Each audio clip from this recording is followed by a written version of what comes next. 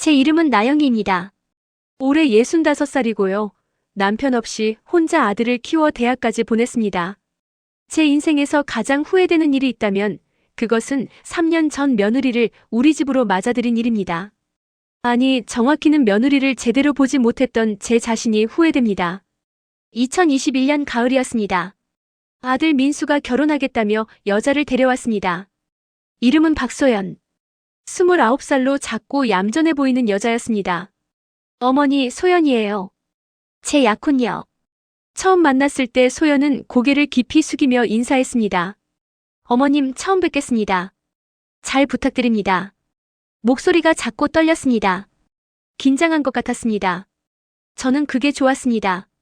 요즘 젊은 여자들은 당차고 거침없다던데 이 여자는 조신하고 예의가 바른 것 같았으니까요. 소연아, 편하게 해. 우리 앞으로 가족이 될 사이잖아. 네, 어머님. 감사합니다. 소연의 친정 이야기를 들었을 때 저는 더욱 마음이 갔습니다. 아버지는 일찍 돌아가셨고 어머니와 오빠 단둘이 산다고 했습니다. 어머니는 식당에서 일하시고 오빠는 작은 사업을 한다고 했습니다. 가난하지만 열심히 사는 집안이구나. 그런 집딸이 우리 민수를 어떻게 보겠어. 소중히 여길 거야. 저는 그렇게 생각했습니다. 제 큰 실수였습니다. 결혼식은 조촐하게 치렀습니다. 소연 친정에서 하객이 많지 않았습니다. 어머니와 오빠 그리고 몇 명의 친구들 뿐이었습니다. 결혼식 날 소연의 오빠 박진우를 처음 봤습니다. 36살로 키가 크고 인상이 날카로웠습니다. 웃을 때도 눈이 웃지 않는 그런 사람이었습니다. 처제 잘 부탁합니다. 우리 소연이가 철없이 굴 때도 있을 텐데 형님이 잘 이끌어주세요. 진우가 민수의 손을 꽉 잡으며 말했습니다. 목소리는 친절했지만 악수하는 힘이 너무 강했습니다. 민수가 얼굴을 찌푸렸을 정도였습니다. 결혼 후 1년은 평화로웠습니다. 소연은 착한 며느리였습니다. 아침 일찍 일어나 밥을 챙겨주고 집안 청소도 잘했습니다. 시어머니인 저에게도 항상 공손했습니다. 어머님, 이거 드세요. 제가 만든 건데 입맛에 맞으실지 모르겠어요. 고마워, 소연아. 내가 해주는 거면 다 맛있지. 저는 좋은 며느리를 얻었다고 생각했습니다. 민수도 행복해 보였습니다. 하지만 결혼 2년째부터 이상한 일들이 벌어지기 시작했습니다. 어느 날 저녁 민수가 심각한 표정으로 집에 들어왔습니다. 제가 운영하던 작은 부동산 중개소의 계약서를 들고 있었습니다. 엄마, 이거 뭐예요? 이 계약서. 뭐가 어때서? 이 계약서 엄마가 서명한 거 맞아요? 고객이 클레임을 걸었어요. 계약 조건이 다르다고. 저는 계약서를 받아들었습니다. 분명 제가 작성한 계약서였습니다. 하지만 내용이 달랐습니다. 분명히 제가 쓴 금액과 다른 숫자가 적혀 있었습니다. 이게 이상한데? 내가 이렇게 안 썼는데? 민수가 한숨을 쉬었습니다. 엄마, 요즘 자주 그러세요. 지난주에도 계약서 잘못 쓰셨잖아요. 그랬나? 내가 그랬나? 기억이 잘 안 났습니다. 최근 들어 건망증이 심해진 것 같았습니다. 그날부터 저는 불안해졌습니다. 계약서 실수는 계속됐습니다. 한 달에 두세 번씩 고객들이 전화를 걸어와 항의했습니다. 나 사장님, 이거 어떻게 된 거예요? 계약서에 쓴 거랑 말한 거랑 달라요. 죄송합니다. 제가 실수를. 저는 사과했습니다. 하지만 이해가 되지 않았습니다. 제가 그렇게 실수를 자주 하는 사람이 아니었거든요. 민수는 걱정했습니다. 엄마, 병원 한번 가보시는 게 어때요? 요즘 너무 자주 까먹으세요. 그래야 하나? 소연도 걱정하는 척했습니다. 어머님, 저도 걱정돼요. 건망증이 심하신 것 같아요. 제가 병원 예약해 드릴까요? 그날 저녁 저는 화장실에서 나오다가 소연의 방 앞을 지나갔습니다. 문이 살짝 열려 있었고 소연이 누군가와 전화 통화를 하고 있었습니다. 오빠, 계획대로 잘 되고 있어. 시어머니가 완전히 속고 있어. 저는 숨을 죽였습니다. 계획? 무슨 계획? 응, 계약서는 내가 계속 바꿔치기 하고 있어. 시어머니가 실수한 것처럼 보이게. 머지않아 사람들이 시어머니를 믿지 않을 거야. 제 심장이 빠르게 뛰었습니다. 계약서를 바꿔치기? 소연이? 걱정 마. 민수는 아무것도 몰라. 완전히 내 편이야. 조만간 시어머니 정신 상태가 안 좋다는 진단서 받아낼 거야. 그럼 재산관리권은 우리한테로 넘어와. 저는 뒤로 물러섰습니다. 손이 떨렸습니다. 며느리가 저를 속이고 있었다는 말인가요? 오빠 3년 계획이 이제 반 넘게 왔어. 조금만 더 참으면 돼. 10억은 우리 거야. 10억? 저희 집 재산이 그 정도였습니다. 부동산 중개소와 집, 그리고 예금을 합치면 말입니다. 저는 조용히 제 방으로 돌아왔습니다. 그리고 문을 잠그고 침대에 앉았습니다. 온몸이 떨렸습니다. 3년 계획? 그럼 결혼할 때부터? 처음부터 우리 재산이 목적이었다는 말인가? 그날 밤 저는 잠을 이루지 못했습니다. 지난 2년을 돌이켜봤습니다. 소연이 했던 말과 행동들이 새롭게 보이기 시작했습니다. 어머님, 제가 서류 정리 도와드릴게요. 어머님은 쉬세요. 어머님, 계약서 여기 두시면 제가 파일링해 둘게요. 어머님, 요즘 피곤해 보이세요. 영양제 드세요. 제가 산 거예요. 모든 것이 계획이었구나. 계약서에 접근하고 제 영양제에 뭔가를 탔을 수도 있고.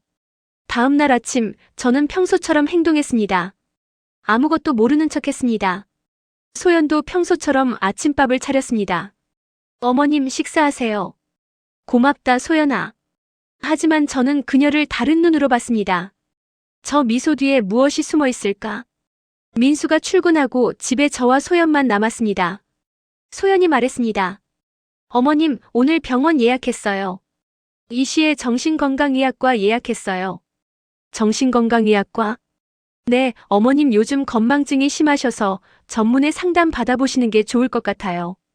저는 거절했습니다. 아니야, 나는 괜찮아. 그냥 피곤해서 그래. 소연의 표정이 굳었습니다. 어머님, 이러시면 안 돼요. 나중에 더 심해지면 어쩌려고요? 목소리가 차갑게 변했습니다. 평소의 부드러운 목소리가 아니었습니다. 괜찮다니까. 내 몸은 내가 안다. 소연이 한숨을 쉬었습니다. 그리고 핸드폰을 꺼내 누군가에게 문자를 보냈습니다. 아마 그녀의 오빠일 것입니다. 저는 방으로 들어가 문을 잠갔습니다. 그리고 생각했습니다. 어떻게 해야 할까? 증거가 필요했습니다. 소연이 계약서를 바꿔치기 한다는 증거. 그녀가 오빠와 짜고 있다는 증거. 저는 결심했습니다. 며느리를 감시하기로. 다음 날부터 저는 소연을 몰래 관찰하기 시작했습니다. 낮에 제가 부동산 중개소에 나가 있을 때 소연이 무엇을 하는지 궁금했습니다. 저는 평소보다 일찍 집에 돌아왔습니다. 조용히 현관문을 열었습니다. 소연은 제가 돌아온 줄 모르고 서재에 있었습니다. 서재 문이 반쯤 열려 있었습니다. 저는 조심스럽게 들여다봤습니다. 소연이 제 책상 서랍을 뒤지고 있었습니다. 계약서 파일을 꺼내더니 휴대폰으로 사진을 찍었습니다. 그리고 파일을 다시 넣었습니다. 저는 숨을 죽이고 지켜봤습니다. 소연이 다른 서랍도 열었습니다.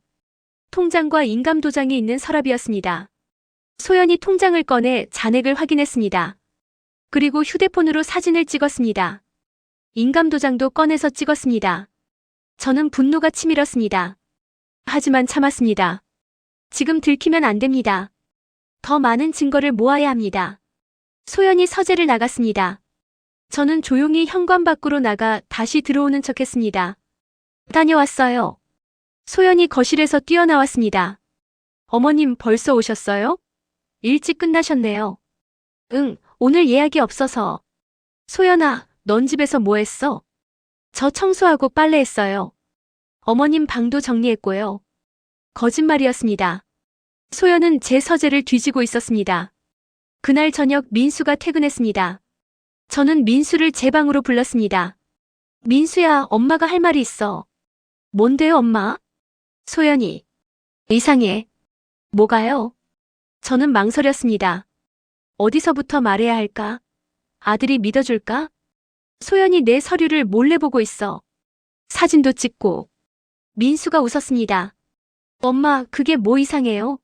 소연이가 집안일 도와주려고 그러는 거겠죠? 아니야. 뭔가 수상해.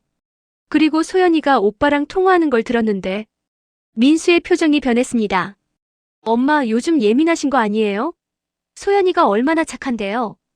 민수야, 엄마 말 좀 들어봐. 엄마 건망증 때문에 스트레스 받으시니까 그러시는 거예요. 소연이는 잘못이 없어요. 민수는 제 말을 믿지 않았습니다. 아니, 믿고 싶지 않았습니다. 저는 혼자 싸워야 한다는 것을 깨달았습니다. 다음 주 저는 사설 탐정을 고용했습니다. 50대 남자로 경험이 많아 보였습니다. 나 사장님 며느리분을 조사하고 싶으시다고요? 네. 뭔가 수상해요. 제 재산을 노리는 것 같아요. 알겠습니다. 며느리분과 처남 되시는 분을 중심으로 조사하겠습니다. 탐정은 2주간 소연과 진우를 미행했습니다. 2주 후 탐정이 보고서를 가지고 왔습니다. 나 사장님 심각합니다. 뭐가 나왔어요? 며느리분이 처남과 자주 만납니다. 일주일에 서너 번. 카페에서 긴 회의를 합니다. 회의요? 네. 서류를 펼쳐놓고 뭔가를 계획하는 것 같았습니다. 제가 멀리서 사진을 찍었습니다. 탐정이 사진들을 보여줬습니다. 소영과 진우가 카페에서 마주 앉아 있었습니다. 테이블 위에 서류들이 펼쳐져 있었습니다. 이건 뭐죠? 계약서 같았습니다. 그리고 이걸 보세요. 탐정이 다른 사진을 보여줬습니다. 진우가 소연에게 봉투를 건네는 장면이었습니다. 돈을 주고받는 것 같았습니다. 더 있습니다. 처남 되시는 분 박진우 씨를 조사했는데요. 전과가 있습니다. 전과요? 네. 5년 전 사기죄로 집행유예를 받았습니다. 투자 사기였습니다. 저는 숨이 막혔습니다. 소연의 오빠가 사기꾼이었다니. 그리고 며느리분 박소연 씨도 의심스러운 점이 있습니다. 뭔데요? 소연 씨가 말한 과거와 실제가 다릅니다. 친정 어머니가 식당에서 일한다고 했죠? 네. 거짓말입니다. 어머니는 고급 아파트에 살고 있습니다. 그리고 식당에서 일하는 게 아니라 부동산 임대 수입으로 삽니다. 뭐라고요? 소연 씨 친정이 가난한 척했지만 실제로는 부유합니다. 결혼할 때 일부러 가난하게 꾸민 것 같습니다. 저는 온몸에 소름이 돋았습니다. 결혼 처음부터 사기였던 것입니다. 탐정의 보고서를 받고 저는 계획을 세웠습니다. 소연과 진우를 현장에서 잡아야 합니다. 명확한 증거가 필요합니다. 탐정이 제안했습니다. 나 사장님 CCTV를 설치하시는 게 어떨까요? 집안에 몰래. 그게 가능한가요? 네. 아주 작은 카메라입니다. 며느리분이 모를 겁니다. 좋아요. 설치해주세요. 탐정은 서재와 거실에 소형 카메라를 설치했습니다. 소연이 외출한 사이에 작업했습니다. 이제 모든 게 녹화됩니다. 며느리분이 뭘 하는지 다 잡힐 겁니다. 다음 날 저는 일부러 중개소에 나갔습니다. 하지만 일시간 후 몰래 집에 돌아왔습니다. 소연이 무엇을 하는지 지켜보려고요. 집에서 소리가 들렸습니다. 소연의 목소리였습니다. 누군가와 통화 중이었습니다. 오빠 오늘 시어머니 외출했어. 지금 서재 정리 중이야. 진우와 통화하는 것이 분명했습니다. 응, 계약서 진짜로 바꾸는 중이야. 시어머니 사인 위조하는 거 연습 많이 해서 이제 완벽해. 저는 핸드폰으로 녹음을 시작했습니다. 이것도 증거입니다. 오빠 말대로 통장이랑 인감도장도 복사했어. 다음 주에 은행 가서 돈 빼낼 수 있어. 제 주먹이 꽉 쥐어졌습니다. 참아야 합니다. 지금은 참아야 합니다. 걱정 마. 민수는 완전히 내 편이야. 시어머니 말 전혀 안 믿어. 내가 잘 세뇌했거든. 소연이 웃었습니다. 차갑고 잔인한 웃음이었습니다. 3년 기다렸는데 이제 거의 다 왔어. 10억 손에 넣으면 민수랑 이혼할 거야. 위자료도 못 받게 할 거고. 제가 더 이상 참을 수 없어서 문을 벌컥 열었습니다. 소연아, 누구랑 통화하니? 소연이 깜짝 놀라 뒤를 돌아봤습니다. 핸드폰을 떨어뜨렸습니다. 어머님? 벌써 오셨어요? 응. 누구랑 통화했어? 아, 그냥. 친구요. 친구. 정말 친구야? 오빠 아니고. 소연의 얼굴이 하얗게 변했습니다. 저를 뚫어지게 쳐다봤습니다. 어머님 무슨 말씀이세요? 내가 오빠랑 통화한 거 다 들었어. 계약서 바꿔치기 하는 것도, 통장 복사하는 것도, 내 사인 위조하는 것도. 소연이 한 걸음 뒤로 물러섰습니다. 당황한 표정이었습니다. 어머님 오해세요. 그게 아니라. 오해? 내가 뭘 오해했는데? 내가 방금 한 말 다 녹음했어. 저는 핸드폰을 들어보였습니다. 녹음 중이라는 표시가 떠 있었습니다. 소연의 표정이 180도 바뀌었습니다. 더 이상 순한 며느리가 아니었습니다. 차갑고 날카로운 얼굴이었습니다. 그래요. 맞아요. 제가 다 계획한 거예요. 처음부터 어머님 재산이 목적이었어요. 목소리도 달랐습니다. 낮고 쌀쌀했습니다. 내가 왜 그런 짓을 해? 우리가 너한테 잘못한 게 뭐가 있어? 잘못? 어머님은 돈이 있잖아요. 저는 그 돈이 필요했어요. 그것뿐이에요. 너 정말 양심도 없니? 양심? 그게 돈 벌어줘요? 어머님, 세상은 돈이 전부예요. 저는 어머님 재산을 갖기 위해 3년을 참았어요. 소연이 가방을 집어들었습니다. 나가려는 것 같았습니다. 어디 가려고? 경찰에 신고할 거예요? 해봐요. 증거 있어요? 녹음? 그게 법정에서 증거로 인정될까요? 소연이 비웃었습니다. 저는 침착하게 말했습니다. 증거 있어. CCTV. 너 서재에서 계약서 바꿔치기 하는 거, 통장 사진 찍는 거 다 찍혔어. 소연의 얼굴이 또 변했습니다. 이번에는 공포였습니다. 거짓말이죠? 거짓말 아니야. 그리고 사설 탐정 고용했어. 내가 오빠랑 만나는 것도 다 찍혔고 내 오빠 전과도 다 알아냈어. 소연이 주저앉았습니다. 계획이 무너진 것을 깨달은 것입니다. 그때 현관문이 열렸습니다. 민수가 들어왔습니다. 엄마, 제가 급히 왔어요. 무슨 일이에요? 제가 민수를 불렀던 것입니다. 와서 직접 보라고. 민수야, 내 아내를 봐. 이게 내가 아는 소연이야? 민수가 소연을 쳐다봤습니다. 주저앉아 있는 소연을. 소연아, 무슨 일이야? 소연이 울기 시작했습니다. 하지만 이번에는 진짜 눈물이 아니었습니다. 연기였습니다.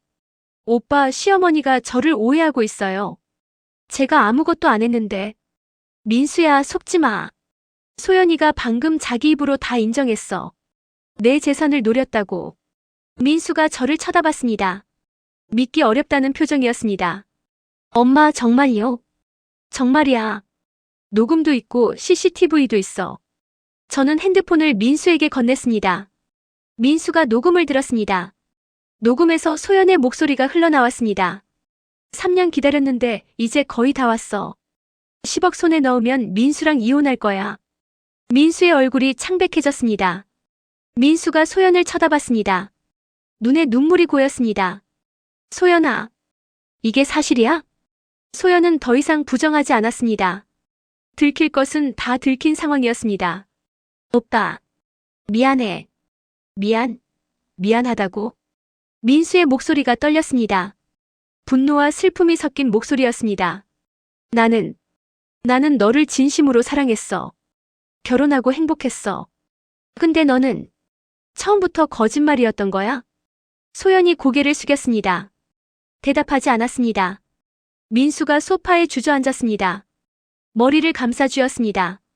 저는 아들이 불쌍했지만 지금은 감정적이 될 때가 아니었습니다. 민수야, 일어나. 아직 끝난 게 아니야. 엄마.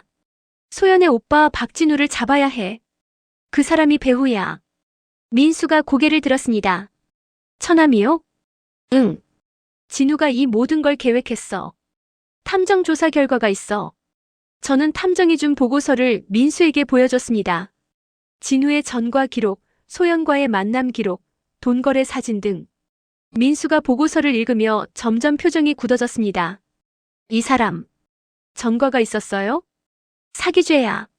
5년 전에 집행유예 받았어. 그럼 처음부터 계획된 거였네요. 그래. 진우가 소연을 이용해서 우리 집에 침투시킨 거야. 민수가 소연을 쳐다봤습니다. 소연은 여전히 고개를 숙이고 있었습니다. 소연아, 내 오빠가 어디 있어? 소연이 대답하지 않았습니다. 말해. 내 오빠 어디 있냐고. 민수가 소리를 질렀습니다. 평생 온순했던 아들이 처음으로 화를 낸 것입니다. 소연이 떨리는 목소리로 말했습니다. 오빠는 사무실에 있을 거예요. 어디?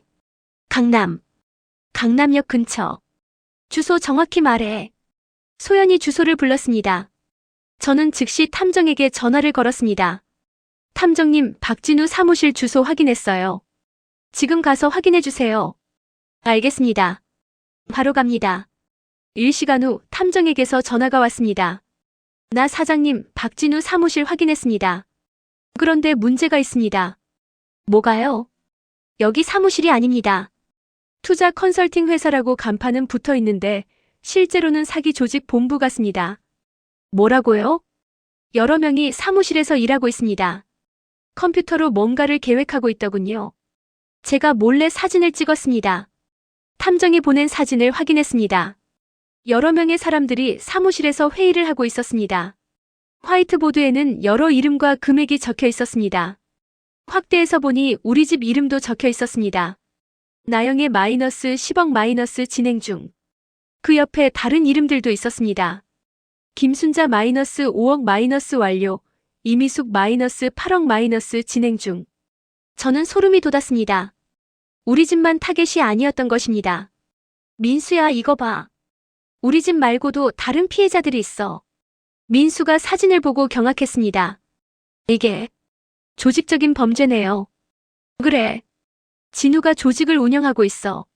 소연은 그 조직의 일원이었던 거야. 민수가 소연을 쳐다봤습니다. 소연은 울고 있었습니다. 소연아, 다른 피해자들도 있어? 소연이 고개를 끄덕였습니다. 몇 명이나? 소연이 작은 목소리로 말했습니다. 10명 정도. 10명? 민수가 믿을 수 없다는 표정이었습니다. 저는 즉시 경찰에 신고했습니다. 경찰이 도착했습니다. 2명의 형사가 집으로 왔습니다. 나영애 씨 맞으십니까? 네, 제가 신고했습니다. 상황 설명 부탁드립니다. 저는 형사에게 모든 것을 설명했습니다. 소연이 계약서를 바꿔치기 한 것, 오빠 진우와 짜고 재산을 갈취하려 한 것, CCTV와 녹음 증거, 그리고 진우의 사무실 사진까지. 형사가 증거들을 검토했습니다. CCTV 영상, 녹음 파일, 탐정의 사진들. 증거가 확실하네요. 조직적인 사기 사건 같은데 광역수사대에 넘겨야겠습니다. 광역수사대요? 네. 피해자가 여러 명이고 조직적이면 중대 사건입니다. 형사가 소연에게 다가갔습니다. 박소연 씨, 임의동행하시겠습니까? 아니면 영장을 받아올까요? 소연이 고개를 숙였습니다. 임의동행하겠습니다. 소연은 수갑을 차지 않고 경찰차에 탔습니다. 민수가 그 모습을 멍하니 지켜봤습니다. 엄마, 이게 꿈 같아요. 꿈이 아니야, 민수야. 현실이야. 다음 날 경찰은 진우의 사무실을 급습했습니다. 진우와 조직원 5명이 체포됐습니다. 저는 경찰서에 가서 진술을 했습니다. 상세하게 모든 것을 말했습니다. 형사가 말했습니다. 나 사장님, 피해자가 정말 많습니다. 현재 확인된 것만 12명입니다. 12명이요? 네. 박진우 조직이 지난 5년간 활동했습니다. 수법이 비슷합니다. 젊은 여자를 이용해 부유한 집안에 침투시킵니다. 그리고 재산을 갈취합니다. 소연도 그런 역할이었군요. 네. 박소연은 조직의 핵심 멤버였습니다. 다른 여자들도 있었습니다. 모두 젊고 예쁜 여자들이었죠. 저는 한숨을 쉬었습니다. 형사가 계속 말했습니다. 박진우는 전과가 있습니다. 5년 전 투자 사기로 집행유예를 받았죠. 출소 후 조직을 다시 만들었습니다. 이번에는 결혼 사기로 접근 방식을 바꿨습니다. 정말 치밀하네요. 네. 하지만 나 사장님이 일찍 눈치채신 덕분에 피해를 막았습니다.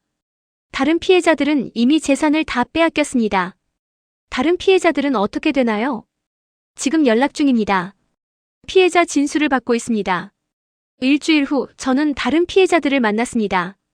경찰서에서 마련한 피해자 모임이었습니다. 12명의 피해자가 모였습니다. 대부분 5,070대 여성들이었습니다. 모두 남편 없이 혼자 사는 사람들이었습니다.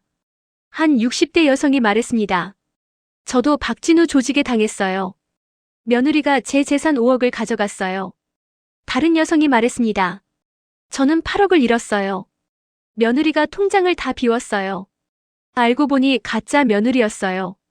모두 비슷한 피해를 당했습니다. 젊은 여자가 아들과 결혼하고 몇 년 살다가 재산을 갈취하고 사라진 것입니다. 우리는 피해자 모임을 만들었습니다. 서로 정보를 공유하고 법적 대응을 함께 하기로 했습니다. 변호사를 공동으로 선임했습니다. 경험 많은 형사 전문 변호사였습니다. 변호사가 말했습니다. 이 사건은 조직적 사기입니다. 피해액이 총 80억이 넘습니다. 중형이 예상됩니다. 진우와 소연은 어떻게 되나요? 재판에서 최대한 무거운 처벌을 받도록 하겠습니다. 박진우는 주범이니 10년 이상, 박소연은 공범이니 8년 정도 예상됩니다. 3개월 후 재판이 시작됐습니다. 법정에는 12명의 피해자와 가족들이 모였습니다. 피고인석에 진우와 소연이 앉았습니다. 두 사람 모두 수감복을 입고 있었습니다. 재판장이 물었습니다. 피고인 박진우, 박소연 혐의를 인정합니까? 진우가 일어났습니다. 인정합니다. 소연도 고개를 끄덕였습니다. 인정합니다. 검사가 공소장을 낭독했습니다. 피고인들은 2018년부터 2023년까지 조직적으로 결혼 사기를 저질렀습니다. 피해자는 12명, 피해액은 총 83억 원입니다. 법정이 술렁였습니다. 검사가 계속 말했습니다. 피고인 박진우는 조직의 우두머리로 젊은 여성들을 모집해 부유한 독신 가정에 침투시켰습니다. 피고인 박소연은 핵심 멤버로 3년간 피해자 나영희 씨 가정의 며느리로 잠입했습니다. 재판장이 진우에게 물었습니다. 피고인 변명할 말이 있습니까? 진우가 일어났습니다. 죄송합니다. 제가 욕심이 과했습니다.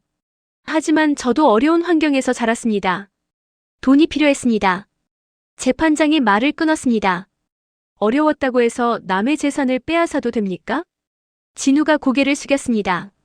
피해자 진술 순서가 왔습니다. 저는 증인석에 섰습니다. 나영애 씨, 피해 상황을 말씀해 주십시오. 저는 며느리를 믿었습니다. 3년 동안 가족처럼 대했습니다. 하지만 그녀는 처음부터 제 재산을 노렸습니다. 계약서를 바꿔치기 하고 제 사인을 위조했습니다. 제 목소리가 떨렸습니다. 분노와 슬픔이 섞인 목소리였습니다. 제일 화가 나는 것은 제 아들을 속인 것입니다. 제 아들은 진심으로 그녀를 사랑했습니다. 하지만 그녀에게 제 아들은 그저 도구였습니다. 법정이 조용해졌습니다. 재판장이 소연에게 물었습니다. 피고인 박소연, 피해자의 진술을 들었습니까? 할 말이 있습니까? 소연이 일어났습니다. 눈물을 흘리고 있었습니다. 죄송합니다. 정말 죄송합니다. 저도 처음에는 싫었습니다. 하지만 오빠가 시키는 대로 할 수밖에 없었습니다. 진우가 소연을 노려봤습니다. 소연이 계속 말했습니다. 오빠가 저를 협박했습니다. 하지 않으면 어머니를 해치겠다고. 저는 어쩔 수 없었습니다. 재판장이 물었습니다.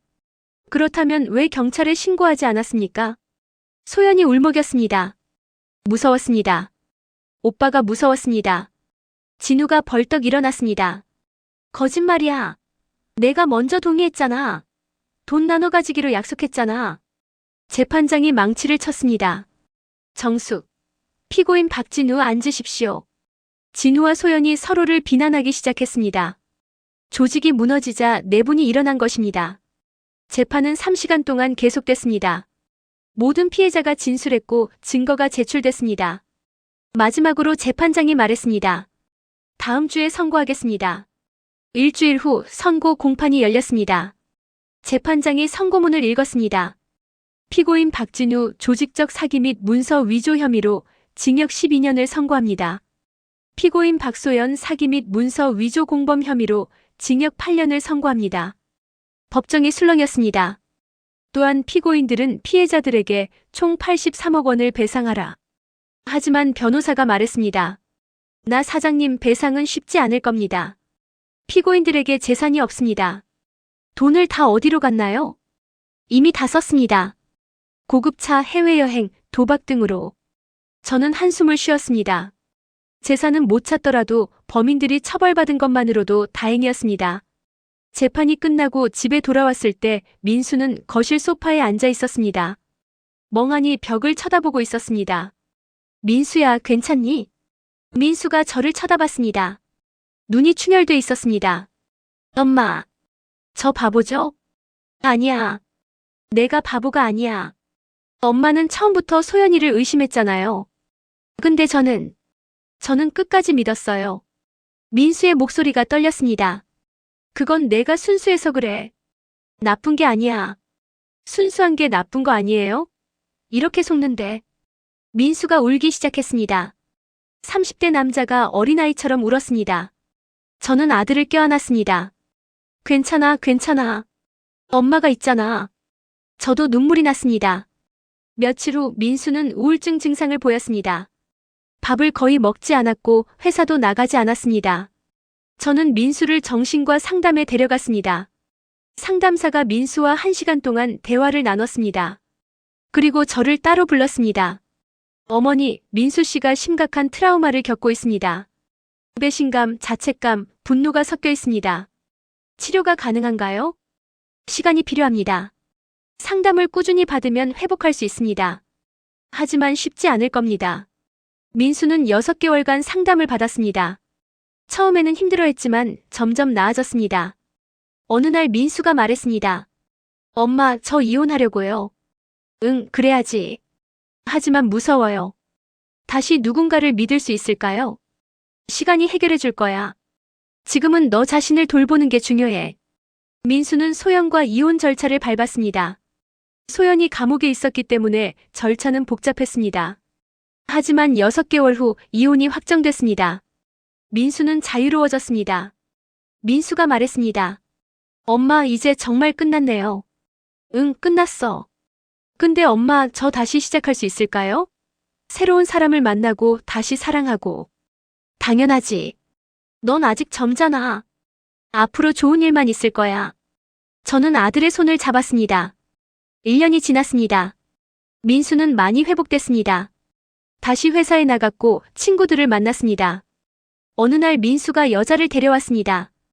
회사 동료라고 했습니다. 엄마, 소개할 사람이 있어요. 제 여자친구 수진이에요. 수진은 30대 초반으로 밝고 활발해 보였습니다. 소연과는 정반대 타입이었습니다. 어머님, 처음 뵙겠습니다. 민수 씨한테 어머님 이야기 많이 들었어요. 반가워요. 우리 민수 잘 부탁해요. 네, 어머님. 저는 수진이 마음에 들었습니다. 하지만 조심스러웠습니다. 또 속을 수도 있으니까요. 민수가 제 마음을 읽었는지 말했습니다. 엄마, 걱정 마세요. 이번에는 천천히 갈 거예요. 수진이를 제대로 알아가면서요. 그래, 그렇게 해. 저는 아들이 자랐다는 것을 느꼈습니다. 재판은 끝났지만 피해 회복은 쉽지 않았습니다. 진우와 소연에게 재산이 없었기 때문입니다. 하지만 피해자 모임에서 한 가지 희망을 찾았습니다. 한 피해자가 말했습니다. 박진우 조직이 부동산을 몇 개 사놨더라고요. 다른 사람 명의로. 변호사가 조사했습니다. 진우가 친구와 친척 명의로 부동산을 여러 개 샀다는 것을 확인했습니다. 명의신탁 무효 소송을 제기했습니다. 6개월 후 승소했습니다. 부동산이 압류됐습니다. 부동산을 팔아서 피해자들에게 배분했습니다. 저는 3억을 돌려받았습니다. 제가 잃을 뻔한 10억 중 일부였지만 그래도 다행이었습니다. 다른 피해자들도 일부 배상을 받았습니다. 전액은 아니었지만 그래도 위로가 됐습니다. 저는 피해자 모임을 계속 운영했습니다. 같은 피해를 당한 사람들끼리 서로 위로하고 도왔습니다. 어느 날 한 새로운 피해자가 모임에 왔습니다. 70대 할머니였습니다. 저도 며느리한테 당했어요. 5억을 빼앗겼어요. 어떻게 해야 하나요? 저는 그 할머니를 도와줬습니다. 경찰 신고 방법, 변호사 선임, 증거 수집 등을 알려줬습니다. 할머니가 눈물을 흘리며 말했습니다. 고맙습니다. 혼자서는 할 수 없었을 거예요. 저는 보람을 느꼈습니다. 제 경험이 다른 사람에게 도움이 되고 있었습니다. 저는 책을 쓰기로 했습니다. 제 경험을 담은 책. 결혼 사기를 예방하는 방법을 알리는 책. 책 제목은 며느리의 얼굴, 사기꾼의 가면이었습니다. 책에는 제 이야기뿐만 아니라 다른 피해자들의 이야기도 담았습니다. 그리고 사기꾼을 알아보는 방법, 예방 방법도 상세히 적었습니다. 책은 출간됐고 반응이 좋았습니다. 많은 사람들이 읽었고 도움이 됐다고 말했습니다. 한 독자가 메일을 보냈습니다. 나영애 작가님, 책 잘 읽었습니다. 저도 비슷한 일을 겪을 뻔했는데 책 덕분에 미리 알아차렸습니다. 감사합니다. 저는 보람을 느꼈습니다. 제 고통이 헛되지 않았구나. 저는 강연도 다녔습니다. 경찰서, 지역복지관, 노인회 등에서 강연을 했습니다. 결혼 사기를 당하지 않으려면 조심해야 합니다. 첫째, 상대방의 과거를 제대로 조사하세요. 둘째, 재산에 대해 너무 빨리 이야기하지 마세요. 셋째, 이상한 점이 보이면 즉시 조사하세요. 청중들이 고개를 끄덕였습니다. 그리고 가장 중요한 것은 자신의 직감을 믿는 것입니다. 뭔가 이상하다고 느껴지면 그건 진짜 이상한 겁니다. 강연이 끝나고 한 할머니가 다가왔습니다. 나 사장님, 우리 며느리가 요즘 이상해요. 제 통장을 자꾸 물어봐요. 어떻게 해야 하나요? 저는 그 할머니와 긴 대화를 나눴습니다. 그리고 조언을 해줬습니다. 일단 통장을 따로 보관하세요. 그리고 며느리 행동을 관찰하세요. 이상한 점이 더 보이면 저한테 연락하세요. 감사합니다. 정말 감사합니다. 저는 이런 일을 계속했습니다. 피해자를 돕고 예방을 위해 노력했습니다. 사건이 일어난 지 2년이 지났을 때 놀라운 일이 있었습니다. 소연에게서 편지가 온 것입니다. 민수가 편지를 가지고 왔습니다. 엄마, 소연이가 편지를 보냈어요. 뭐라고 써 있어? 모르겠어요. 엄마가 먼저 읽어보세요. 저는 편지를 열었습니다. 손글씨로 쓴 긴 편지였습니다. 어머님께. 저는 박소연입니다. 아니, 이제는 죄수 4587번입니다. 이 편지를 쓸 자격이 있는지 모르겠습니다. 하지만 쓰지 않고는 견딜 수가 없어서 펜을 들었습니다. 먼저 진심으로 사과드립니다. 제가 어머님과 민수 오빠에게 한 일은 용서받을 수 없는 일입니다. 3년 동안 거짓말로 가족을 속이고 재산을 빼앗으려 했습니다. 변명의 여지가 없습니다. 감옥에서 2년을 보내며 제 인생을 돌아봤습니다. 왜 제가 이런 길을 걷게 됐는지 생각했습니다. 저는 어릴 때부터 오빠의 그늘에서 살았습니다. 오빠는 저를 통제했습니다. 공부, 친구, 진로 모든 것을 오빠가 정했습니다. 대학을 졸업하고 취직했을 때 오빠가 제안했습니다. 돈을 쉽게 벌 수 있는 방법이 있다고. 처음에는 거절했습니다. 하지만 오빠가 계속 설득했습니다. 오빠는 제게 말했습니다. 부자들은 원래 나쁜 방법으로 돈을 벌었다고. 우리도 그들에게서 빼앗는 것뿐이라고. 그것은 정의라고. 저는 그 말을 믿었습니다. 아니, 믿고 싶었습니다. 돈이 필요했으니까요. 첫 번째 집에 들어갔을 때 죄책감이 들었습니다. 하지만 오빠가 말했습니다.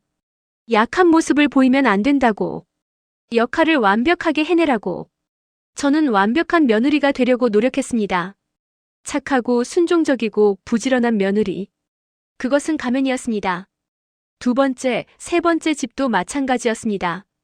매번 성공했습니다. 매번 죄책감을 느꼈지만 돈이 들어오면 잊어버렸습니다. 그리고 어머님 집에 들어갔습니다. 민수 오빠를 만났습니다. 어머님, 고백하겠습니다. 처음에는 민수 오빠도 타겟일 뿐이었습니다. 하지만 시간이 지나며 마음이 흔들렸습니다. 민수 오빠는 다른 사람들과 달랐습니다. 진심으로 저를 사랑했습니다. 제 의견을 존중했습니다. 제가 힘들 때 옆에 있어줬습니다. 저는 혼란스러웠습니다. 이 사람을 배신해도 되는가? 하지만 오빠가 계속 압박했습니다. 계획을 밀고 나가라고. 저는 약했습니다. 오빠의 말을 거부할 용기가 없었습니다. 그래서 계속했습니다. 거짓말을 계속했습니다. 어머님이 저를 의심하기 시작했을 때 저는 무서웠습니다. 들킬까봐 무서운 게 아니라 민수 오빠가 진실을 알게 될까봐 무서웠습니다. 결국 들켰습니다. 모든 것이 무너졌습니다. 감옥에 왔을 때 저는 안도했습니다. 드디어 거짓말을 멈출 수 있다고 생각했습니다. 2년 동안 많은 것을 배웠습니다. 상담도 받았습니다. 제가 오빠의 통제 아래 있었다는 것을 깨달았습니다. 하지만 그것이 변명은 아닙니다. 제가 선택한 것입니다. 어머님 용서를 구하는 것이 아닙니다. 저는 용서받을 자격이 없습니다. 다만 진심으로 후회하고 있다는 것을 알아주셨으면 합니다. 민수 오빠에게도 전해주세요. 정말 미안하다고. 오빠는 좋은 사람을 만나 행복하기를 바란다고. 출소하면 저는 달라지겠습니다. 정직하게 살겠습니다. 피해자분들에게 갚겠습니다. 평생이 걸리더라도 갚겠습니다. 어머님 건강하시기를 바랍니다. 죄인 박소연 올림. 편지를 읽고 저는 복잡한 감정을 느꼈습니다. 분노, 슬픔, 그리고 약간의 동정심. 민수가 물었습니다. 엄마 어떻게 생각하세요? 글쎄, 진심인 것 같기도 하고. 저를 용서하세요? 아니, 용서는 아니야. 하지만 이해는 조금 돼. 소연이도 피해자였을 수 있어. 오빠의 피해자. 그래도 용서할 수 없어요. 절대로. 저도 그래. 하지만 소연이가 변하기를 바라. 3년이 지났습니다. 많은 것이 변했습니다. 민수는 수진과 결혼했습니다. 조촐한 결혼식이었습니다. 가족과 가까운 친구들만 초대했습니다. 결혼식 날 저는 행복했습니다. 민수가 다시 웃는 모습을 보니 눈물이 났습니다. 엄마 울지 마세요. 오늘은 기쁜 날이잖아요. 기쁜 눈물이야. 수진이 다가왔습니다. 어머님 저 잘할게요. 민수 오빠 행복하게 해줄게요. 나도 믿어. 수진아, 너는 좋은 며느리가 될 거야. 저는 수진을 믿었습니다. 왜냐하면 수진은 소연과 달랐으니까요. 솔직하고 당당하고 자기 의견이 분명한 사람이었습니다. 결혼 후 민수와 수진은 저와 함께 살지 않았습니다. 따로 집을 얻었습니다. 민수가 말했습니다. 엄마, 우리는 독립하는 게 좋을 것 같아요. 엄마도 자유롭게 사시고 우리도 우리 공간이 필요해요. 그래, 그게 좋겠다. 저는 이해했습니다. 민수는 새로 시작하고 싶은 것입니다. 과거를 벗어나고 싶은 것입니다. 저도 새로 시작했습니다. 부동산 중개소를 정리했습니다. 나이도 많고 더 이상 일하고 싶지 않았습니다. 대신 피해자 상담센터를 열었습니다. 결혼 사기 피해자들을 돕는 센터였습니다. 센터에는 매일 여러 명이 찾아왔습니다. 대부분 나이 든 여성들이었습니다. 며느리나 사위에게 사기를 당한 사람들이었습니다. 저는 그들의 이야기를 들어줬습니다. 조언을 해줬습니다. 때로는 변호사나 경찰을 연결해줬습니다. 한 할머니가 말했습니다. 나 원장님 고맙습니다. 원장님이 아니었으면 혼자 포기했을 거예요. 아니에요. 포기하지 마세요. 우리 함께 싸워요. 센터는 점점 유명해졌습니다. 언론에서도 관심을 가졌습니다. 한 기자가 인터뷰를 요청했습니다. 나영애 원장님, 왜 이런 일을 하시나요? 제가 겪었으니까요. 그 고통을 아니까요. 같은 고통을 겪는 사람들을 도와주고 싶어요. 힘들지 않으세요? 힘들죠. 하지만 보람이 있어요. 제 경험이 다른 사람에게 도움이 되니까요. 인터뷰 기사가 나간 후 더 많은 사람들이 센터를 찾았습니다. 어느 날 정부에서 연락이 왔습니다. 결혼 사기 예방 캠페인을 함께 하자고 제안했습니다. 저는 동의했습니다. 공익 광고에 출연했습니다. 광고 멘트는 이랬습니다. 결혼은 사랑이지 거래가 아닙니다. 상대방을 제대로 알아보세요. 그것이 당신과 가족을 지키는 길입니다. 광고는 TV와 인터넷에서 방영됐습니다. 반응이 좋았습니다. 저는 바빴지만 행복했습니다. 제 인생에 의미가 생겼습니다. 5년이 지났습니다. 소연이 출소한다는 소식을 들었습니다. 민수가 물었습니다. 엄마, 소연이 출소한대요. 만날 거예요? 아니, 만나지 않을 거야. 저도요. 다시는 보고 싶지 않아요. 하지만 며칠 후 소연이 센터로 찾아왔습니다. 저는 놀랐습니다. 소연은 많이 변해 있었습니다. 머리카락이 짧았고 화장을 하지 않았습니다. 하지만 눈빛은 예전과 달랐습니다. 더 진지하고 성숙해 보였습니다. 어머님, 찾아와서 죄송합니다. 왜 왔어? 감사하다는 말씀 드리려고요. 감사? 어머님이 저를 제때 잡아주셔서 감사합니다. 안 그랬으면 저는 계속 나쁜 길로 갔을 거예요. 저는 말이 없었습니다. 소연이 계속 말했습니다. 감옥에서 많이 배웠어요. 상담도 받고 직업훈련도 받았어요. 이제 정직하게 살 거예요. 진심이니? 네, 진심이에요. 다시는 사기 안 칠 거예요. 피해자분들께 갚을 거예요. 어떻게 갚을 건데? 넌 돈이 없잖아. 이래서 갚을 거예요. 평생이 걸려도 갚을 거예요. 저는 소연을 쳐다봤습니다. 진심으로 보였습니다. 소연아, 나는 너를 용서할 수 없어. 내가 우리 가족에게 한 일은 너무 커. 알아요. 용서를 구하는 게 아니에요. 다만 제가 변했다는 걸 보여드리고 싶어요. 그럼 행동으로 보여줘. 말이 아니라 행동으로. 네, 그렇게 할게요. 소연이 떠났습니다. 민수가 물었습니다. 엄마, 소연이를 믿어요? 모르겠어. 하지만 기회는 줘야지. 사람은 변할 수 있으니까. 1년 후 소연이 다시 센터를 찾아왔습니다.